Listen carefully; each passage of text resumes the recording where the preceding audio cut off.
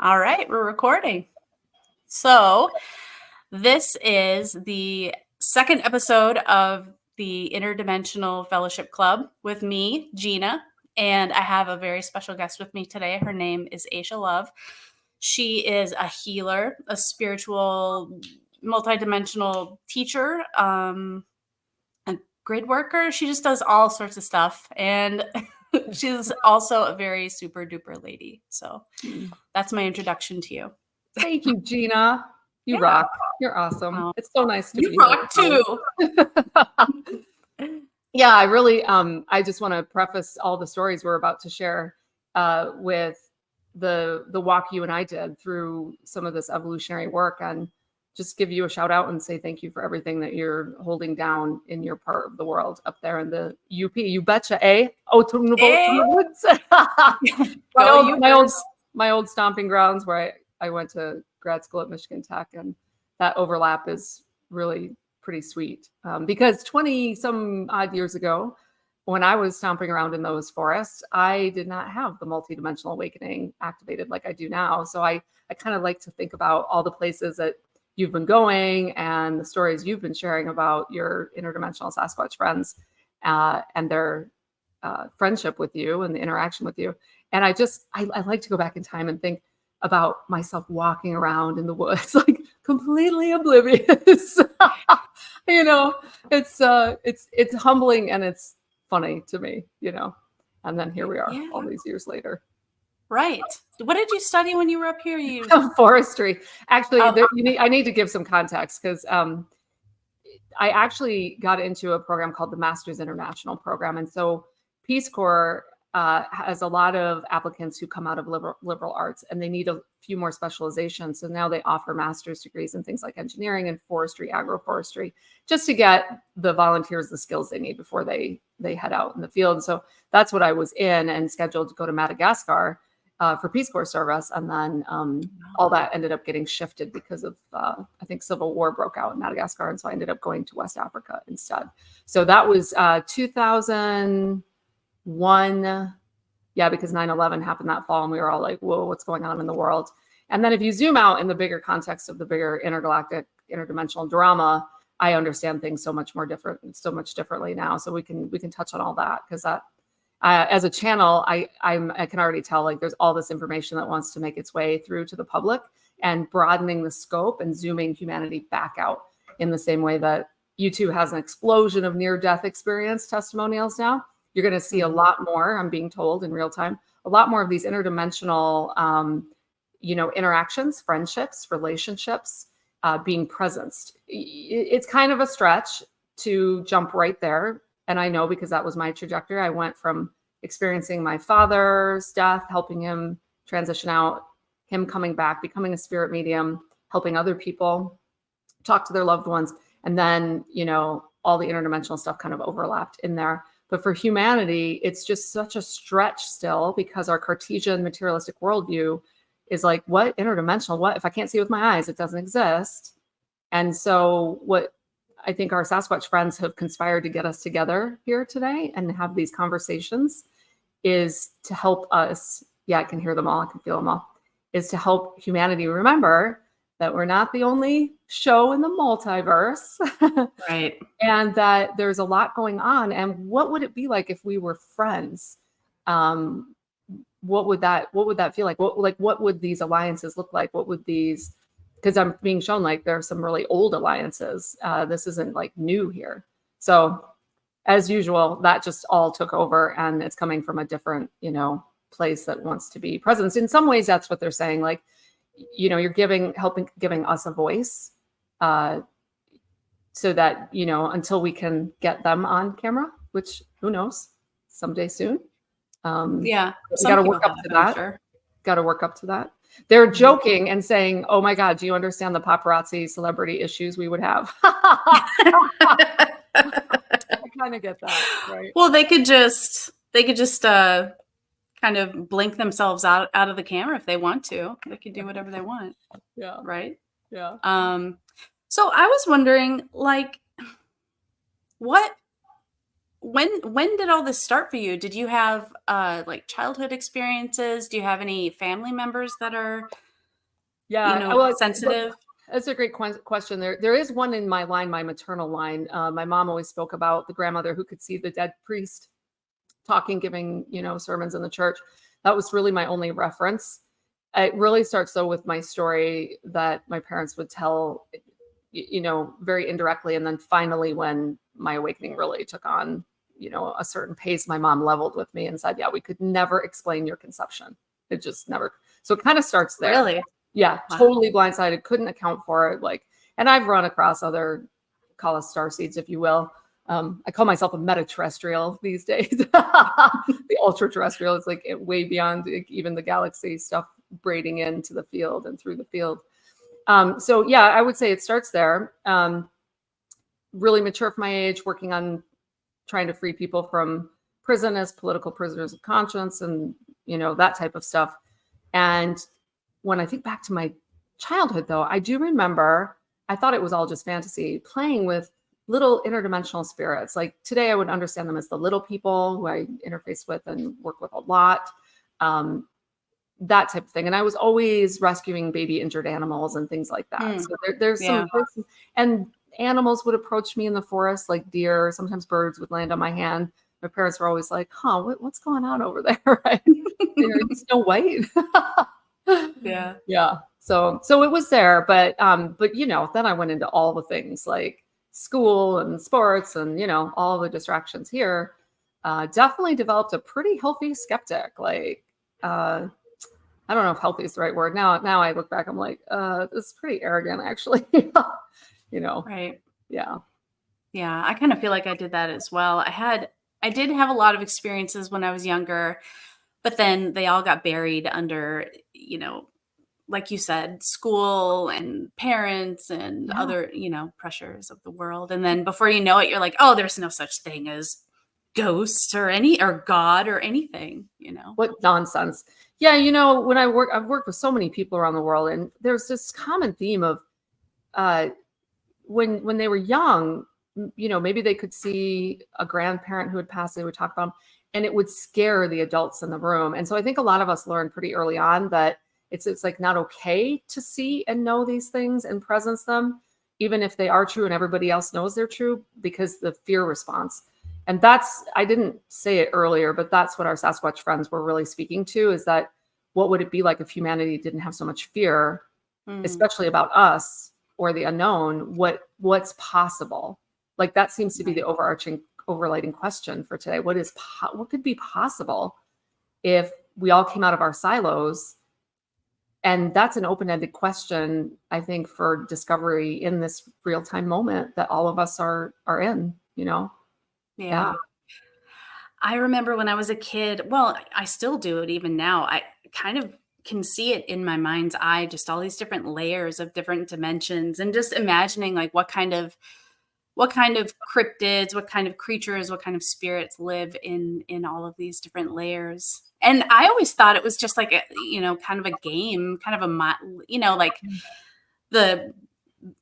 the color of the car game when you're on a road trip, just like, count how many yellow cars you see on the road, count how many different veils or dimensions, and try to imagine all the different creatures. But yeah, just so natural to you because that's where you were living, and that's what's kind of interesting about being a child is when it's just you're in it, you don't necessarily have the lens to observe it in the same way in an analytical fashion we do as adults. So you don't sometimes even need to talk about it or feel compelled to talk about it, because why would you? Because isn't everyone else experiencing that? And you don't maybe realize until later that I would say most children do, but then all the imaginary everything, let's just focus here kind of gets, and I'm being corrected. It's already past tense because so much is shifting right now in this accelerated ascension that we're in. So it's good luck trying to keep those bookends. All the work's being done for us pretty much. Yeah. People are just going to start seeing more stuff. Yeah. I mean, and then I think everyone kind of gets a sense of you get an inner prompt, inner guidance, and we can get into resistance to that, or we can allow that. And I'm a big proponent of just let yourself follow the breadcrumbs and make this as easy as possible. I get why we have a lot of resistance. Psychic safety, just trying to, fit in still. Don't be too weird. I've been joking. I've just been a far outlier now for long enough that my identity has shifted into that. And then this larger context of what we find ourselves in, that you hear many different areas, like from religion to New Age reference, which is kind of this, some people refer to it as like, oh, it's spiritual warfare and stuff like that. I often just refer to it as polarity drama or conflict, just to give it a little more neutral, take the charge out of it. But I've realized lately, I've stopped saying I'm on the front lines of timeline warfare and I'm on the high lines. There you go. Takes kind of the war out of it. Right. Just so the real high lines, looking down in, helping everyone find their way home, because that's what this whole thing is about, whether you're human or Sasquatch or something else entirely. Or whatever. Yeah. Or whatever. So I've heard you talk about recently this kind of reframe from feeling, I guess it's kind of being in victim when you're thinking about the planet and helping the planet and trying to save the planet. So many people feel so helpless these days with climate change and with all the wars and with all the conflict and polarity and everything. Mm-hmm. Like, maybe if you could give people some tips on how to maybe take the charge out, how to reframe a little bit, and you can still help the planet, but not feel so helpless and like a victim, frankly. Absolutely. Well, what came in right away was it's like, I think this is my specialty. It's like, let's zoom it way out, and the zoom way out is this. Let's go ahead and deconstruct what is behind feeling helpless. And behind feeling helpless is being attached or locked into a certain worldview.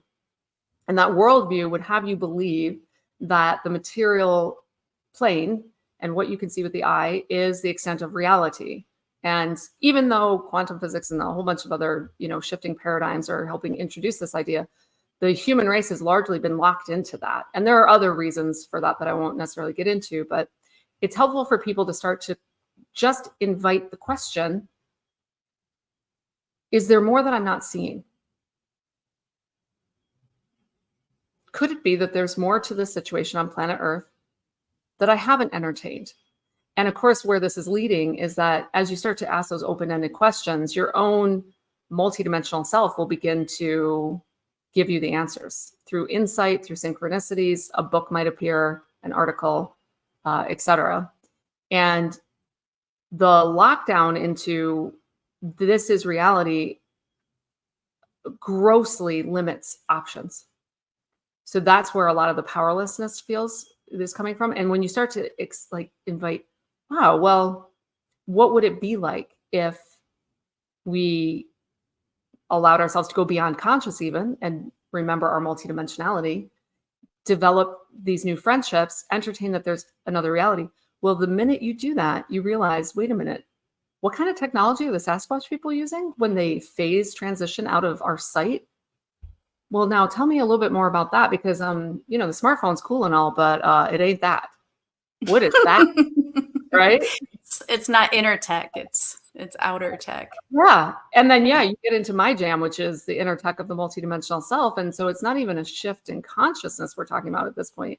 It's a complete radical embodiment shift based in the technology of the multidimensional self, which has the potential to radically evolve the human race and answer all those questions and problems from such a different level of construct that now it becomes, do you see that I can feel the flip in the field? Now it becomes an exciting game rather than hand wringing, like, how do we solve this? Yeah. Right.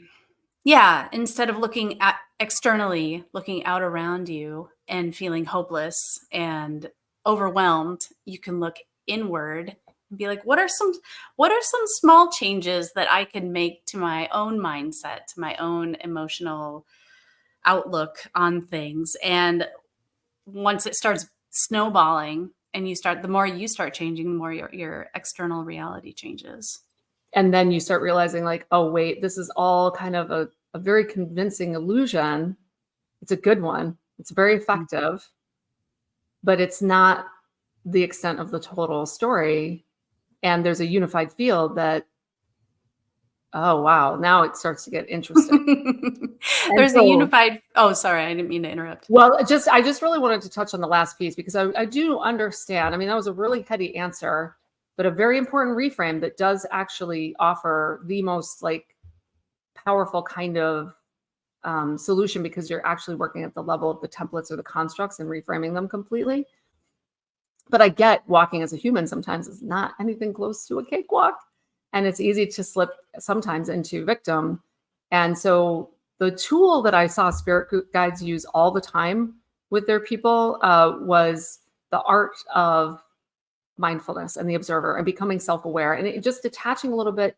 You might still have your, tantrum or whatever you're going to go through, but there's somebody else watching it going, look at me feeling sorry for myself, doing all the things, and interesting. And now what I would say, what I've added into that just came in this year, and because you've participated in these transmissions, is the higher love alchemy. Now that observer goes from being like neutral to, I'm going to hold all of you in absolute, total, unconditional love. And that is epically healing. Yeah. And What a game changer. Removes all resistance. So there's no internal judge saying, here you go, you're screwing it up. It's just, oh, I see that part. I hear that part. I feel that wounded part. And you're loved. Yeah, I can feel like all the energy coming through my hands right now just talking about it. And it's great how it seems to build on each time that you catch it and you see it and you give it a voice, or you listen to it or you love it. It seems like it gets smaller, the shadow response, the reaction gets smaller.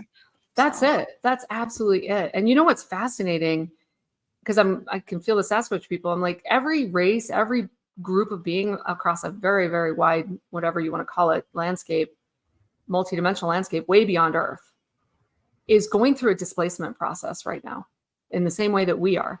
So displacement meaning the higher planes of our own structure, multidimensional structure, are beginning to activate. And it's kind of downstepping, if you will. We don't have great language for a lot of this. It's hard to just, we'll do our best. And that's happening across and everywhere and in every plane. And so it's a really fascinating time. And I can tell that that's why there's synergy to ask this question of, what would it be like if we all started to interact? And the truth is we all are, because just between you and me, we're all one. And as this process displaces, the distance between us dimensionally, because dimension, let me just explain this. This might be helpful. This was brought to me when they changed my particle rotation of spin. So, and then I was disoriented for like the rest of the day. So that's what's really creating the different dimensions and where you can spend time in different dimensions. Like, where's that ghost? Where's grandpa? Where's the Sasquatch person? And so as all of this is beginning to shift for all of us, I can see it right now in the field. It's like the, almost like when fresh water goes into salt water or vice versa, you can kind of see that swirl. That's what this reminds me of. It's like, ooh, the dimensional blend is on. And so there's not going to be such a Grand Canyon divide between the races anymore. Right. And especially interdimensional races. I mean, and look at your stories up there of like all the fun you've been having with your, I'll call them Cool in the Gang. And how they're playing with you and leaving you voice memos. And, they really appreciate that open-hearted gesture, gifting, just love. I always send love out when I'm driving or if I'm out for a hike. And then just like us, they have such different personalities. So depending on the personality, you kind of get, a different flavor of experience. But there's a very kind of more solemn presence today, like council presence, that's very much like, we really need this message to make its way to humanity, that we are available for, they're calling it convergence, actually. Wow. Yeah. And they are telling me this has been foretold for a long time. They're well aware of the times we're in the way some of us are a little bit more aware of, like, aha, here we go, you know. So that feels important to presence, because I could talk about all the fun gift exchange and all that, you know, a little bit of the prankery that can go on, the fun play, but and this lines up with my sole purpose of, you know, let's start to bring unity back together and all these different groups back together, you know? Yeah. And I feel like within that unified field, that's where we get the answers. That's where we figure out how to get ourselves balanced, how to bring ourselves into harmony. Oh, did you see the screen just now? It just blanked out. Yeah, it's once our dimensions blend a bit more and our consciousnesses can kind of come together, that's when we get the big revelations and the big inventions, and I think stuff will start rolling. What's really interesting right now is being present is this idea that I think a lot of people have, that I'm separate, I'm small, I don't really matter that much.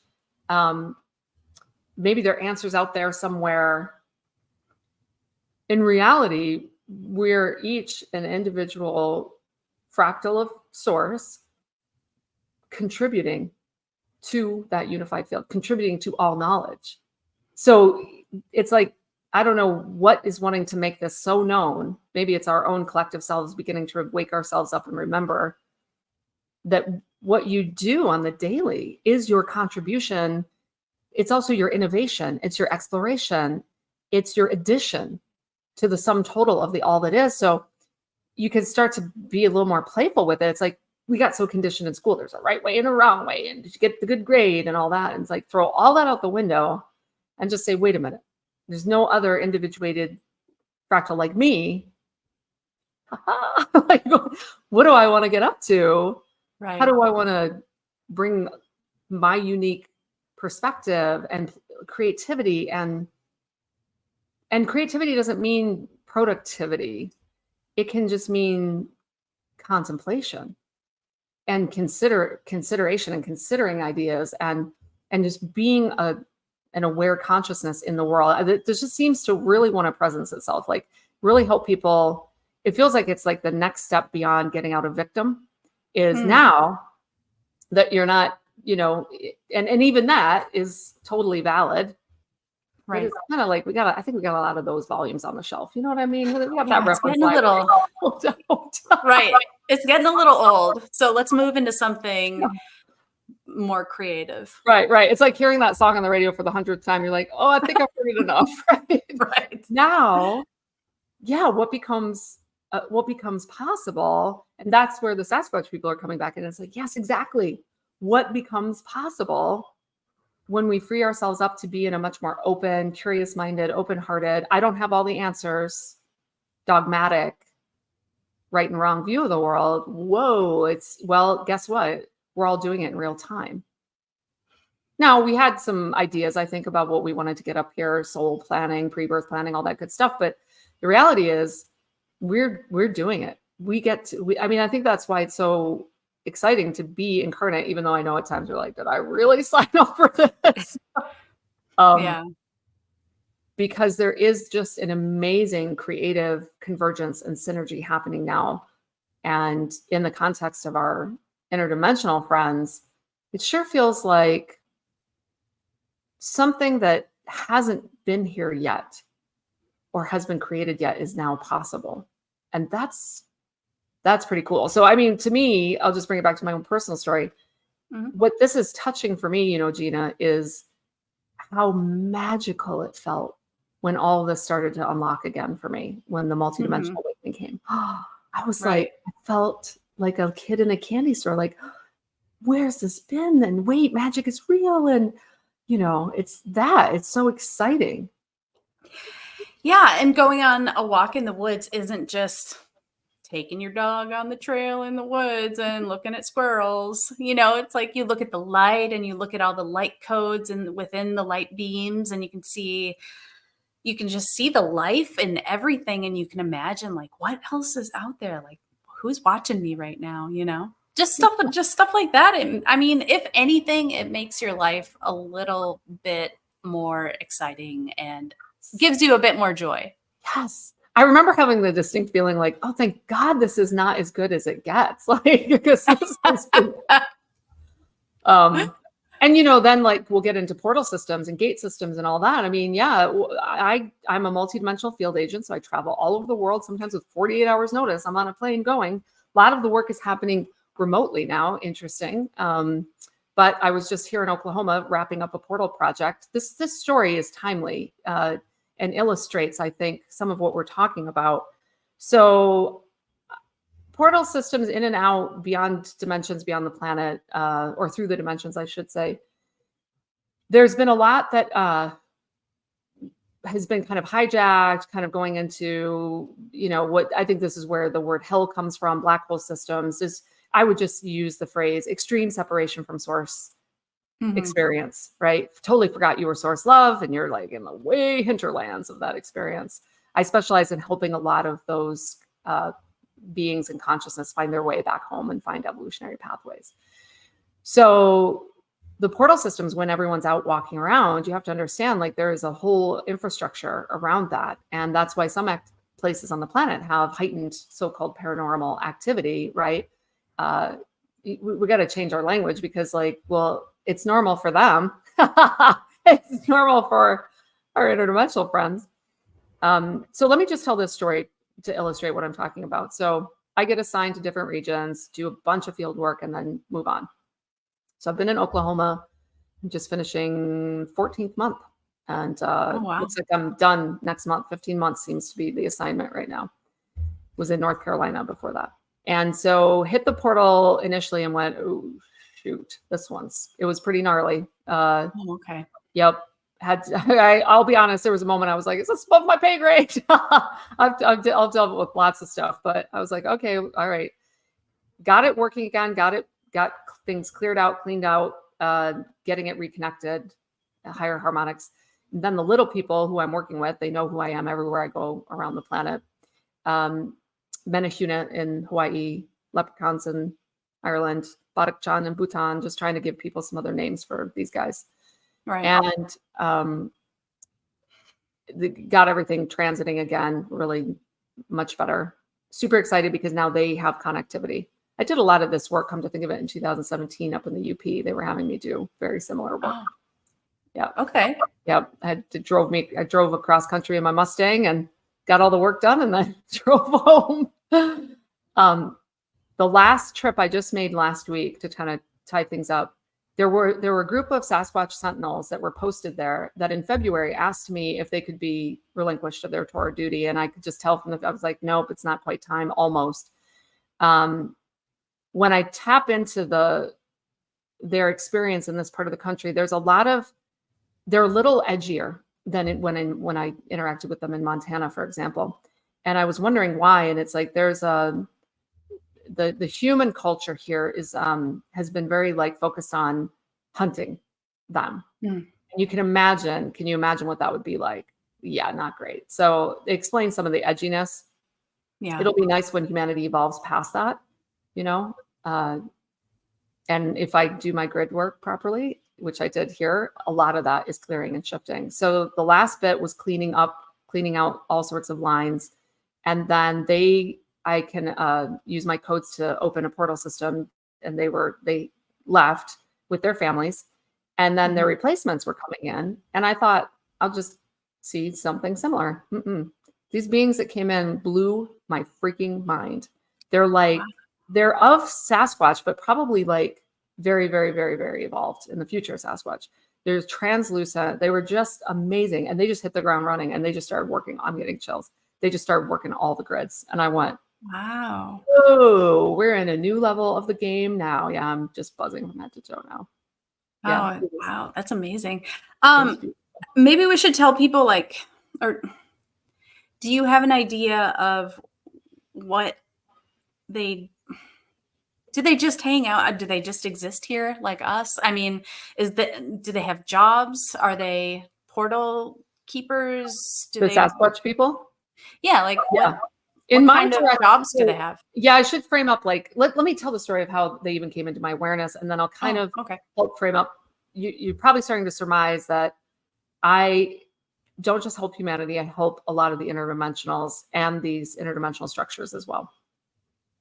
So back in 2010, 11, somewhere in there, I was kind of like, I thought I was bored and I was just researching Bigfoot. I was like, why am I looking at this?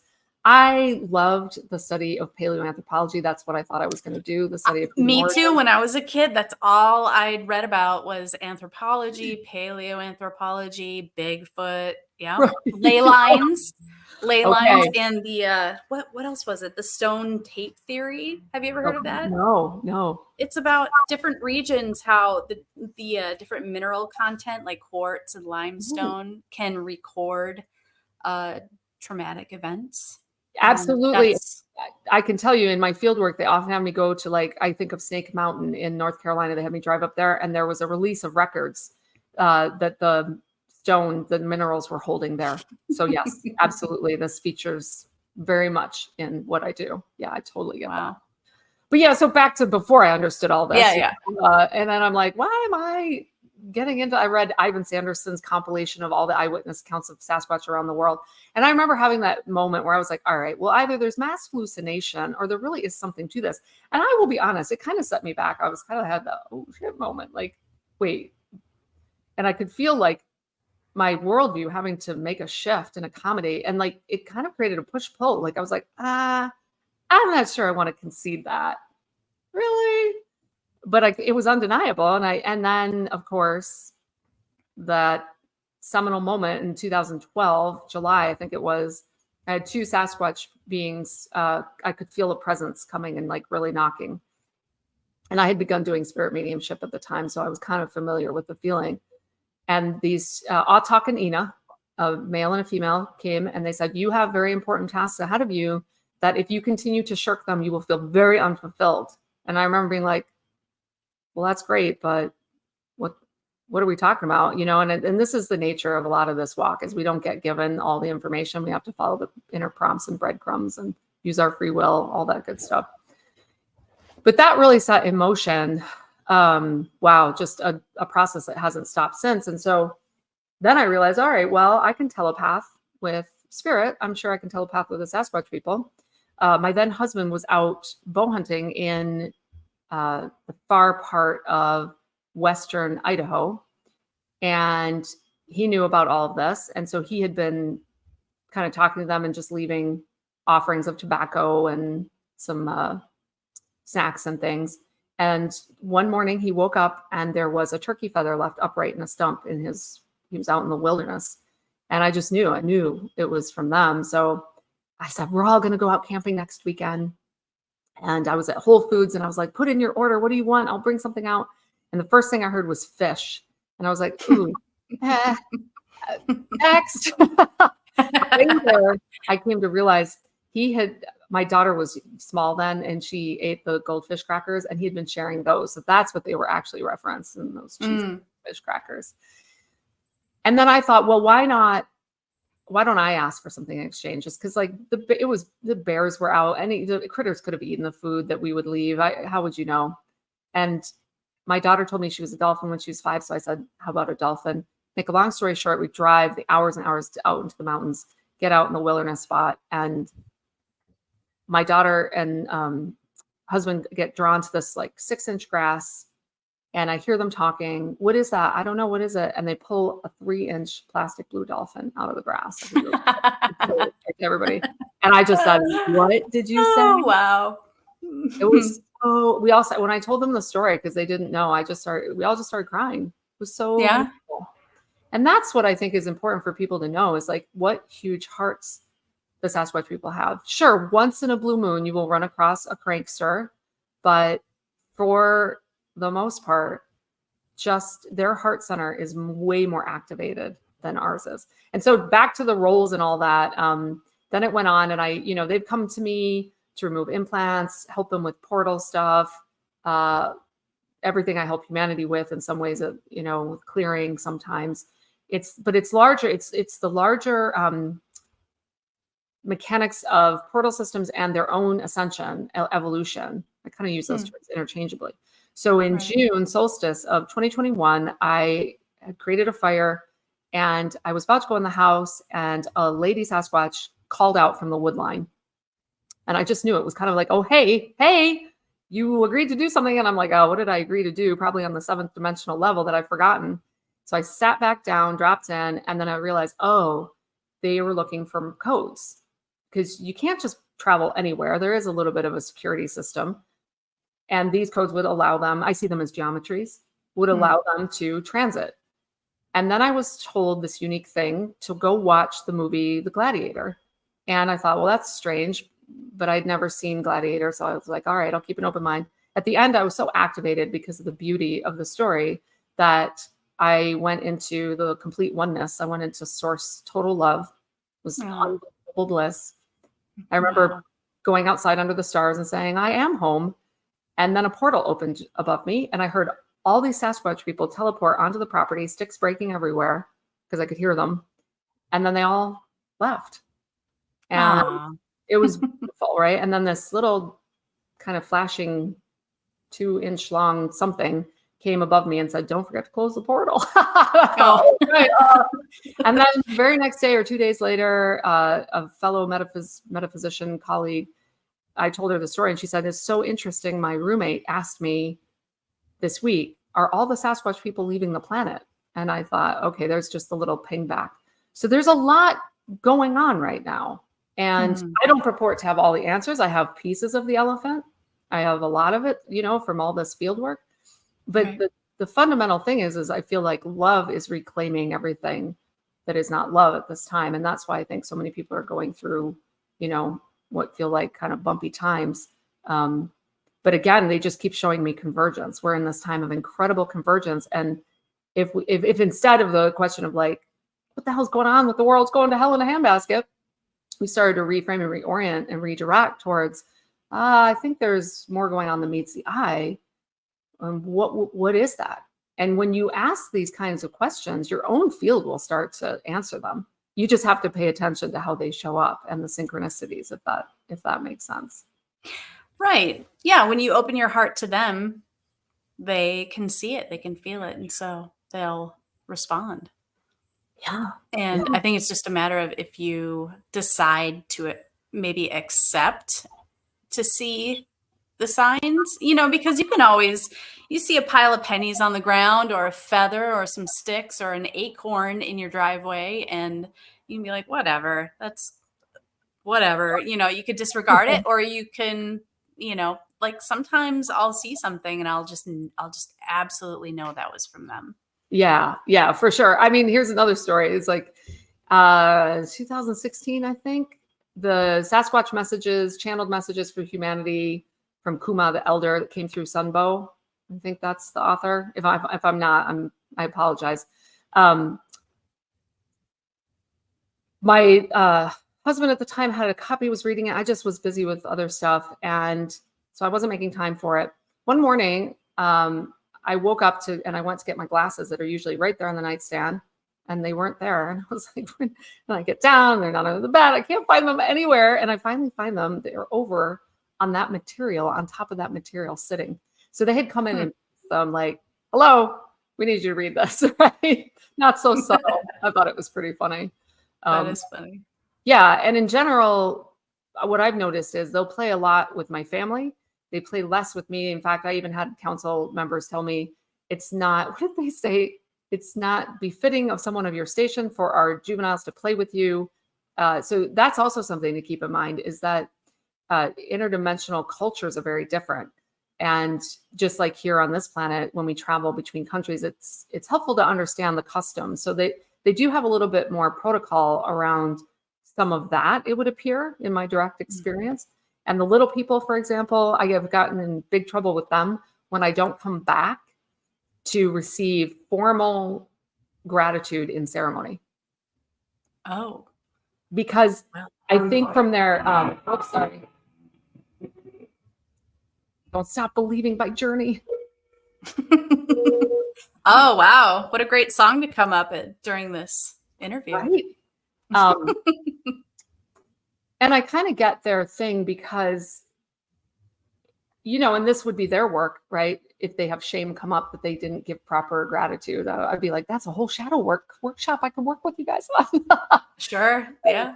But I just want to mention that for people, because as you go out to interact, just understand that, yeah, you're going to be encountering kind of different cultures, and asking for permission to enter a site, sending love ahead of you, watching what your thoughts you're putting into the field, because they're all much more sensitive to that than most humans are.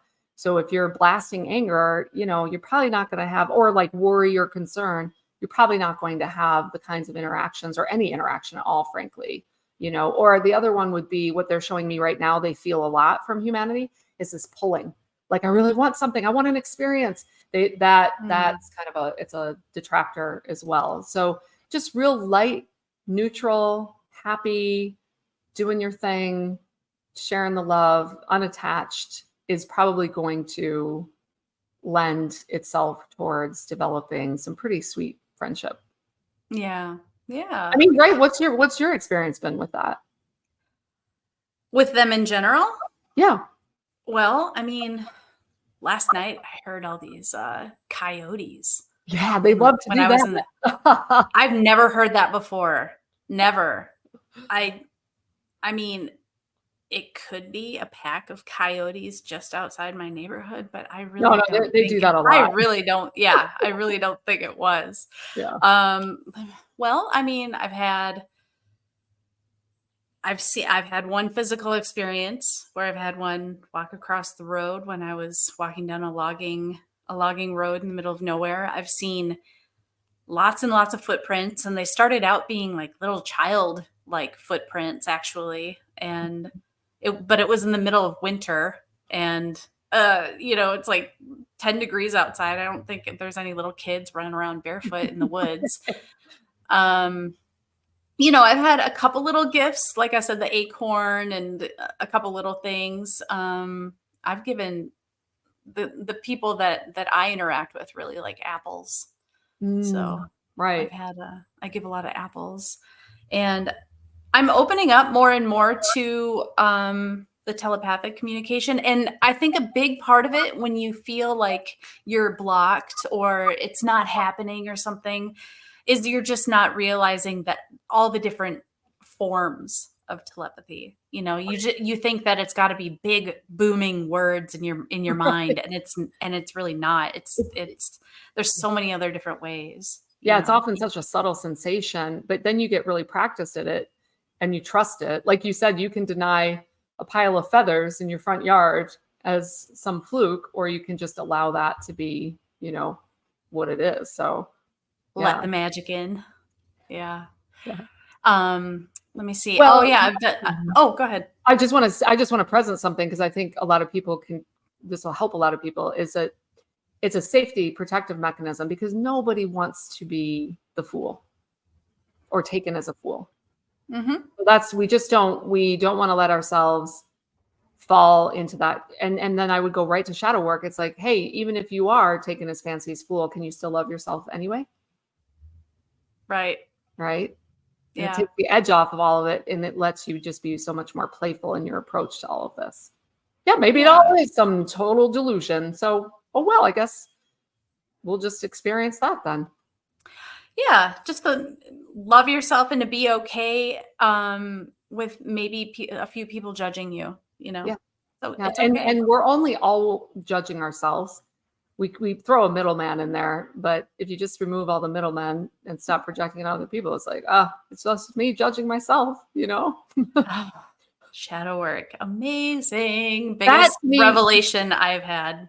Gina, that to me has been the bridge. Like, I was way into Intergalactica and Interdimensional, and I didn't get to shadow work until really the last 3 to 4 years. And what a difference it's made. That's where the real alchemy is. And then as we move back out to embrace all the multidimensionality, we're just much more freer to be able to do it. Yeah, that's what I've noticed when I first kind of, I don't know, woke up or whatever you want to call it, started becoming more aware. All I wanted to do is go out into space, go in a ship, go into higher dimensions, get out of here, get out of my body. And after doing a fair amount of shadow work and self-realization, I really want to be here. Like, I really want to be in the dirt, like hanging out with the grubs in the grass and just having fun with the trees. And I really like being here. I think maybe for the first time in my life, actually. I think I've spent my whole life 30% in my body, Right. really not wanting to be here. So, right. Yeah. Really and shadow work. Yeah. Shadow work has changed my life. It's crazy. Yeah. Yeah. And just to presence what shadow work is, it's basically all these wounds that we are sitting on from our own life experience and not of our ancestral line that we don't really realize are there until they get triggered. And we have the self-awareness to say, whoa, what was that shame that just came up? What was that grief? What was that anger? And then work with that and source it. And then it dissolves back into, higher love. Higher love. Right. So let me see. Do you have any campfire stories you want to tell? Yeah, I mean, so you've heard some of those stories that I've shared over the years on what I used to run on my YouTube channel was Fireside Chats. I should put that playlist back up. I actually don't think I've seen any of those. Yeah, YouTube did a weird thing where they were unlisted, so you could still see them in a playlist, and then I think they changed the listed unlisted thing, and now you can't even see that. So I think I would have to republish them, which I might do. I might just create a new set and update them with all the stuff that just happened at this portal last week. Right. Yeah, let me just feel it. I want to make sure and give them the floor as well, as much as possible. Oh, sure. Yeah, sure. I think that what they're really inviting everyone into is, don't come out and try to grab or pull an experience. Come out and give freely from your heart, and we'll give freely from our heart. And where the two intersect is the convergence, and what then becomes possible for both of us. They're showing me information comes back to them and information comes back to us, and there's new inspiration. And and that's the nexus point that, they can't do on their own and we can't do on our own. But when we come together, they're showing me they're very curious about. That's why they're kind of leaning in. I think the humans might be able to handle more of us. I mean, this is why on Sasquatch Ontario's channel, Mike Patterson, who I got in touch with way back in 2010, because he and I were both kind of going through our, awakening at the same time. And now to see Nefertia actually sharing himself in a photo earlier this year, I mean, that was not happening before. So we're all kind of tiptoeing, I want to be your friend. Do you want to be my friend? Do you think we can do this? Wait, I might be a little scared. Take a step back and then back. And we're kind of doing that right now, Right. Yeah. Yeah. That's why I think, maybe the biggest takeaway from this conversation is when people wonder, what can I do to support the interdimensionals? What can I do to reach out, instead of getting your trail cams and your pheromones and whatever, I don't know, big nets or who knows. Just go out there and open your heart chakra and just have gratitude and just have fun. I think they really like fun. I think they really and I just heard clear your fear. Yeah. Yeah. Clear your fear. Man, I remember when I saw that guy walk across the road, I didn't even have there was no fear. I think I was just more in shock. Yeah. It was just did that just happen? What? I used to ask them why don't you just come out and give me a hug? And they said, your body will not be able to handle our energetic. Your body will have a visceral response. And I respect that. It's just last Monday, I got the big energetic debriefing about starting to play a role of helping to negotiate and translate for ETs, on the surface here soon. Okay. Mm-hmm. And I had the thought, what would it be like for my body to have to be in the same room as a completely different biological body? Because the energy signatures are so different. And I'm used to doing this, multidimensionally all the time. But it's a whole nother thing for the human physical form, which is, frankly, there's a degree of hardwiring of survival, consciousness, and fear.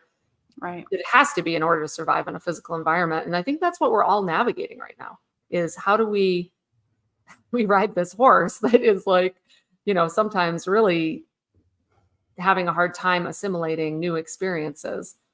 And this is where I think what we were talking about earlier of the dimensional blend and everything beginning to shift comes into play, that it won't necessarily be of the same density or the same distortion, but clear the fear any which way, all the tools, not only because then we can be in convergence and conversation and collaboration with our interdimensional friends, but also because then we're free and clear. We're free to live a much more right? I see your sigh like, yes. Yes, I know. What a concept. So much fear these days. Well, maybe all the days before that, but I feel like the more aware I get, the more I feel. And yeah. Just what would it be like to just not have that fear? That would be amazing. Yeah. That's when it starts to get really, what I'm being told now is like, these are the questions to ask because they invite the responses that you least expect when you least expect them. Because it won't be a cerebral exercise. Right. It'll be that delightful moment when the butterfly comes and lands on the tip of your nose.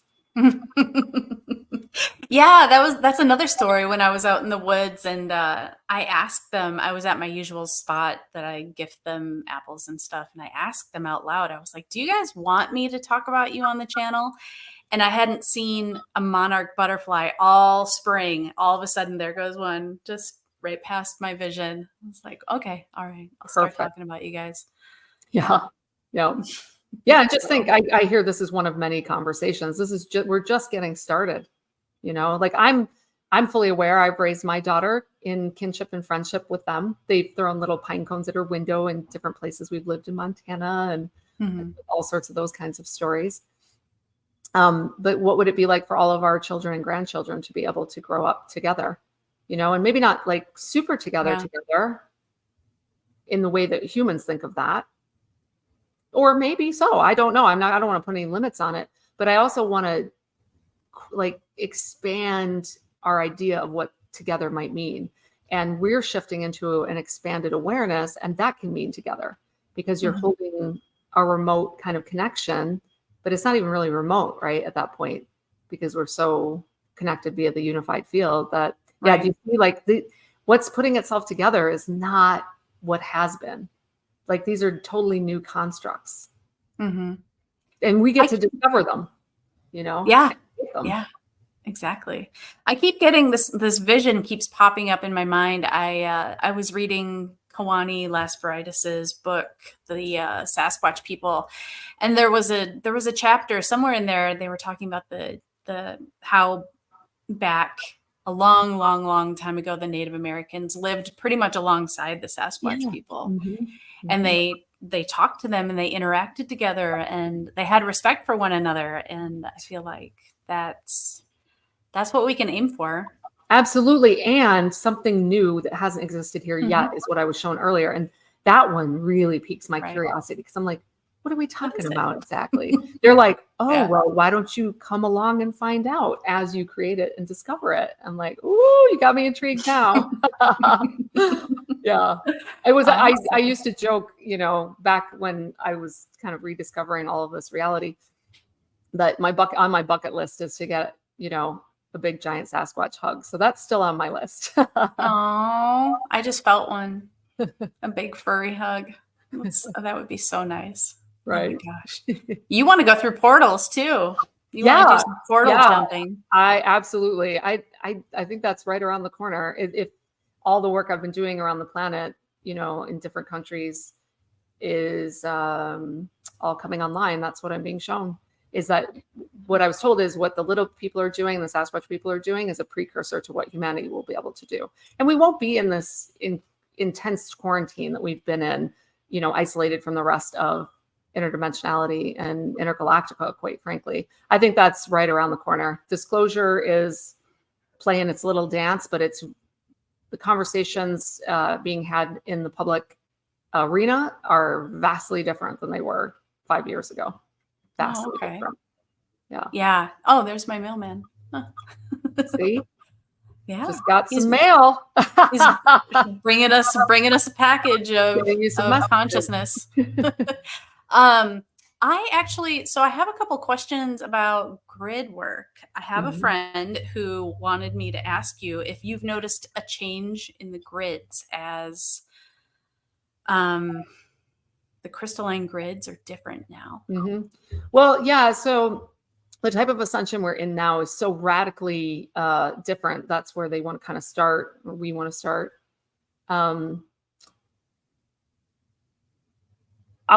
zoom out and just explain. A lot of the work I do is to go around and make sure that the grids can sustain higher influxes of source plasma flows, love, energy, frequency, however you want to talk. I always say plasma flows because that's what I see and experience. Okay. And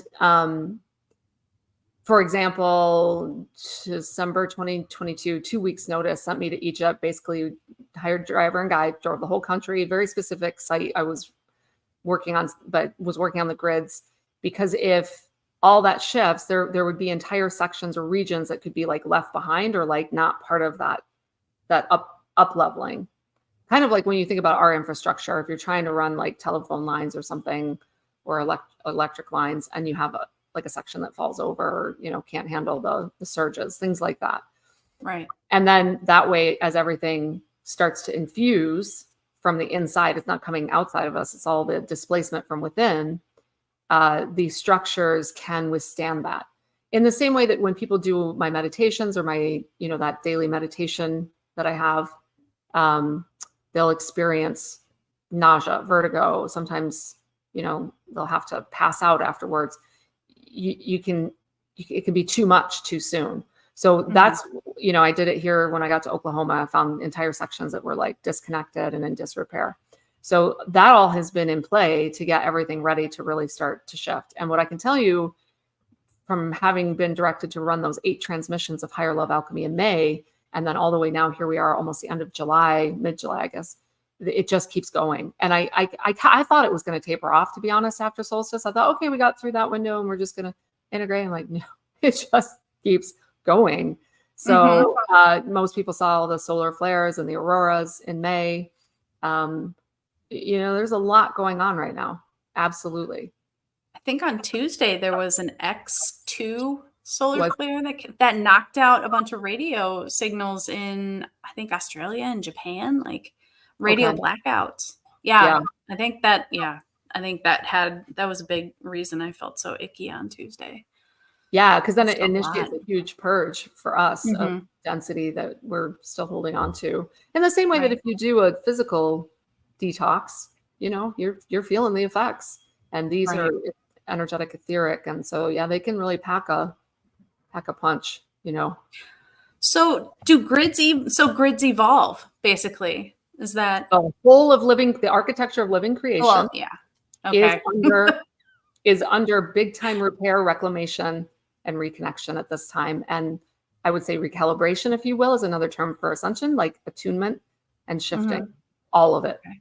And we're talking like the bigger stuff that goes even beyond, this time matrix. So it's on.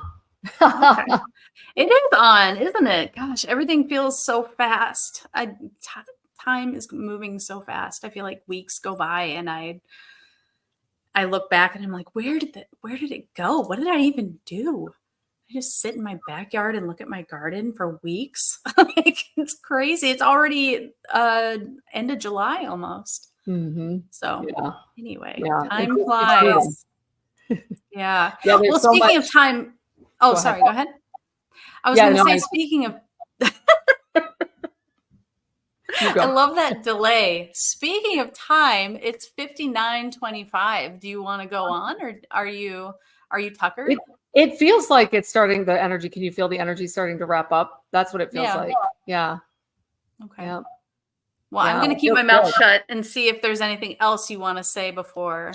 I can feel like all of this energy that came through. So to the point of what we were just speaking about, no surprise. If people may feel tired after watching this, it's because there's a high frequency transmission coming through. A lot of what I'm being asked to do is just come out into the world and just share my frequency of love with everyone. So, you Yeah. know, take a nap, drink Awesome. some water, lots of water. Yeah, you're a big old flashlight. Yeah. All right, my friend. Thank you so much for coming on and having this chat with me. You're so awesome, and I love you so much. I love you too, Gina. Thank you for having me. And let's do this again because I have a feeling there's going to be more stories very soon. Oh my gosh, me too. So much is happening.